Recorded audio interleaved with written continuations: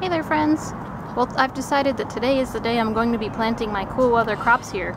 It's a little earlier in the year than I would normally plant my cool weather crops, but with these polycarbonate, actually double wall polycarbonate cold frames that I made, I think that even if we get some colder weather, which I'm sure that we will, they'll protect them pretty well. And if not, even then I can always add like a space blanket on top of it or whatnot to help keep the heat in even better. So I'm going to go ahead and try it, maybe plant some other seeds as a backup. And I'm going to go ahead and put these in the ground. The first step when planting the spring cool weather crops is just like the first step in any time of year when you're planting. The first thing you want to do is to turn up the soil, if you use this gardening method anyway. Just turn up the soil and get it all,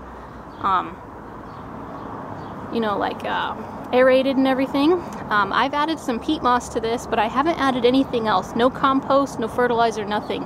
And the reason for that is if the plants grow too fast, if they grow quickly here in the spring, they'll be a lot less frost tolerant than they would be if they were to start out growing slowly. So by putting them in the ground and leaving out any of that fertilizer or any of that stuff, they'll grow nice and hardy rather than quickly. And you know, later on in the year when the frosts start you know, not happening anymore and there's no more snow or anything else, then you can top dress with the compost instead, and then they'll still get those nutrients and then they'll grow much quicker then. So this will help get the plants on a nice jump on things. But yeah, these are definitely looking like they want to go in there. They're really getting big and not so happy that they're being so overcrowded. Okay, got everything all planted. It's starting to get dark, so I hope it's not terrible on the lighting. But this is all the Swiss chard. Well, not all of it, but it's a bed of Swiss chard. This bed is spinach toward the bottom, and then the top is a bunch of lettuce mixes. So those are looking good, and with those lids, they'll stay nice and warm. We'll head over here. This one is a bunch of beets that I seeded.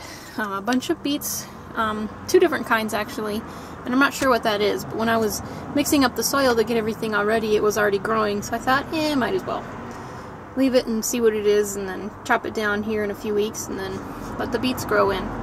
That's one huge advantage of these cold frames, is that the soil gets warmed underneath this polycarbonate cover down here, so it makes it so that the seeds can germinate much easier.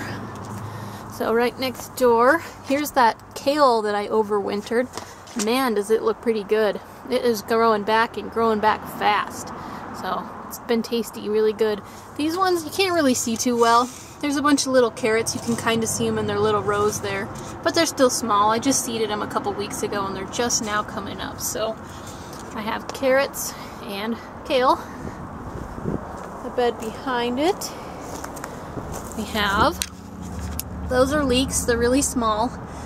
Some endive, some Pac Choy. That's celery, all very small still. So there's that bed.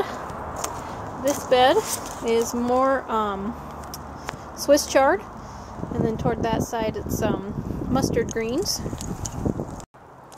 Okay, and moving on. Here, this bed, real small little plants, but they are kale. Several different kinds of kale. There's lots of different types of kale out there. These are the leaf types, the types that grow together much closer than those big stocky ones. And then this one is a couple of broccolis on this side, and then that side is going to be some Brussels sprouts. I think I overplanted them, so I might end up having to pull out about half of them because they look pretty close together for how big they can get. So I guess we'll see which ones do the best, and then we'll pull out the smaller ones.